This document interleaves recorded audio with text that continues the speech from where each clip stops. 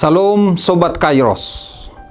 Firman Tuhan diambil dari Wahyu 3 ayat 1. Dan tuliskanlah kepada malaikat jemaat di Sardis. Inilah firman Dia yang memiliki ketujuh roh Allah dan ketujuh bintang itu. Aku tahu segala pekerjaanmu. Engkau dikatakan hidup, padahal engkau mati. Sobat Kairos, ini surat kepada jemaat di Sardis. Jemaat Kristen ini mendapat suatu surat yang isinya sangat tajam dan nadanya amat keras. Dikatakan, aku tahu segala pekerjaanmu. Engkau dikatakan hidup, padahal engkau mati. Saat itu jemaat Sardis dikenal sebagai jemaat yang progresif, dihormati di sekitarnya, karena memiliki persekutuan yang indah. Kebaktian berlangsung secara teratur. Jemaat ini tidak kekurangan uang, talenta, dan tenaga manusia.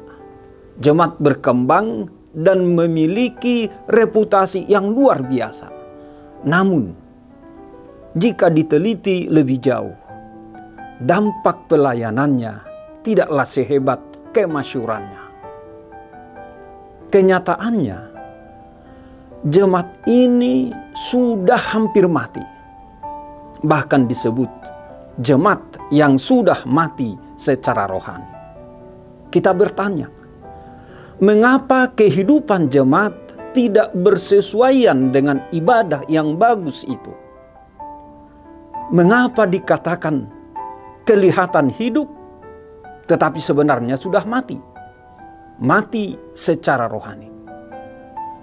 Berarti ada suatu bahaya yang sedang mengancam jemaat di Sardis ini. Apakah itu? Jawabnya, banyak orang dari anggota jemaat mencemari dirinya dengan berkompromi dalam dosa. Misalnya keluarga, pasangan yang berbeda keyakinan atau iman, atau pribadi, individu tercemar dengan noda kekafiran dan dosa-dosa dunia lainnya. Ternyata mereka melakukan ibadah hanya sebagai rutinitas semata, namun tidak memakainya secara rohani, tidak memaknai secara rohani.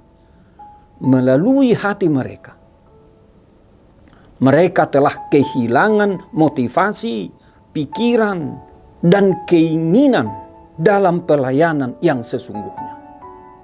Ibadah mereka yang mendapat pujian dari manusia, namun mata Kristus melihat baju keagamaan mereka yang sebenarnya adalah membungkus mayat berjalan.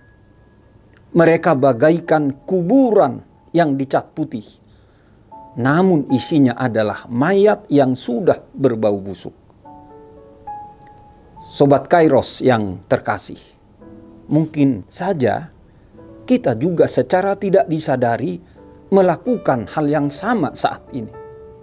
Namun ingatlah, Allah melihat kenyataan di belakang pekerjaan kita dan hidup yang terdapat di balik atau di belakang topeng kita. Apakah di tengah jemaat kita temukan hal-hal seperti di jemaat Sardis ini?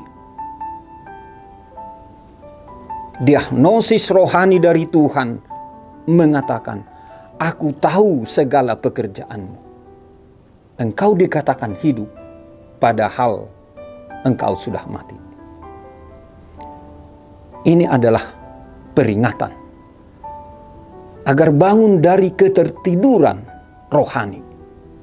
Peringatan yang mengejutkan, menyadarkan, membangunkan, dan membangkitkan.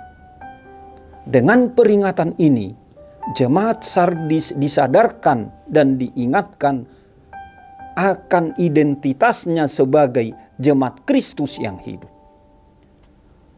Bagi kita pun, orang Kristen atau umat Tuhan yang hidup di zaman ini, kita harus berani, jujur dan terbuka kepada Tuhan. Dan dengan rendah hati mematuhi diagnosis rohani ini. Janganlah kehidupan kita terjebak dalam rutinitas. Kita harus mengingat firman Tuhan, firman Allah yang diajarkan, dan membiarkan firman itu bekerja di dalam hati, pikiran, dan jiwa kita. Gema firman Tuhan harus dikumandangkan dalam diri kita masing-masing. Kita harus bersedia untuk bertobat dan kembali kepadanya, kembali taat dan setia kepada Tuhan. Sobat Kairos yang terkasih, lalu apa yang harus kita lakukan agar kita tetap terjaga dan sadar secara rohani? Pertama, membuat bekerja dan berdoa menjadi satu kesatuan. Artinya, pekerjaan kita adalah bagian dari doa kita, termasuk relasi pada keluarga, punguan marga, teman sekantor, dan dalam persekutuan di jemaat. Semuanya adalah masuk dalam pekerjaan dan doa kita.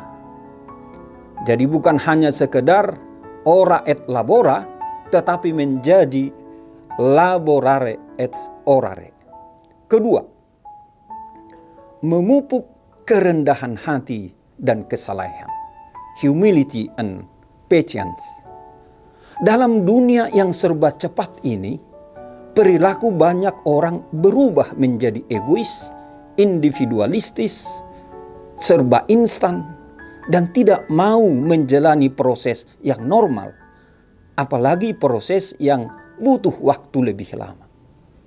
Ini yang membuat kita sering terperangkap pada rutinitas tanpa pernah memikirkan apa manfaat semuanya itu bagi iman kita.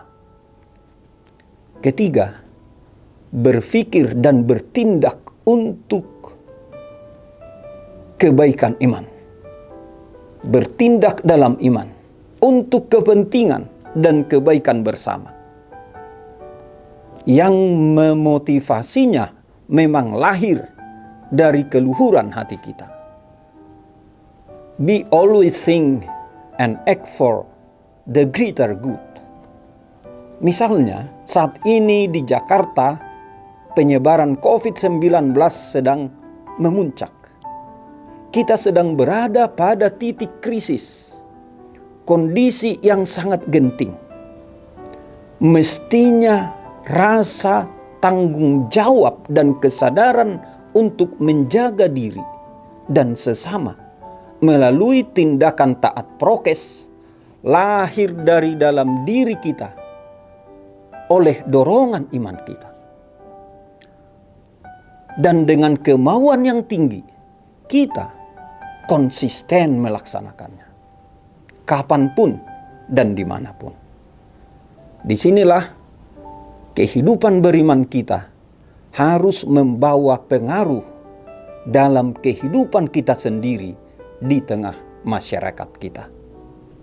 Karena kita mengingat dan menyadari, dalam iman yang hidup, selain bertanggung jawab kepada sesama dan diri sendiri, tanggung jawab utama kita adalah kepada Allah. Sebab kita hidup karena Dia, dan untuk Dialah kita hidup.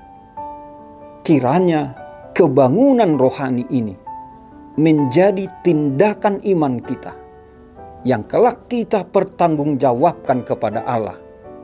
Seperti firman Tuhan berkata, demikianlah setiap orang di antara kita akan memberi pertanggungan jawab tentang dirinya sendiri kepada Allah. Roma 14 ayat 12. Selamat beraktivitas pada hari ini. Salam sehat. Tuhan Yesus memberkati. Amin.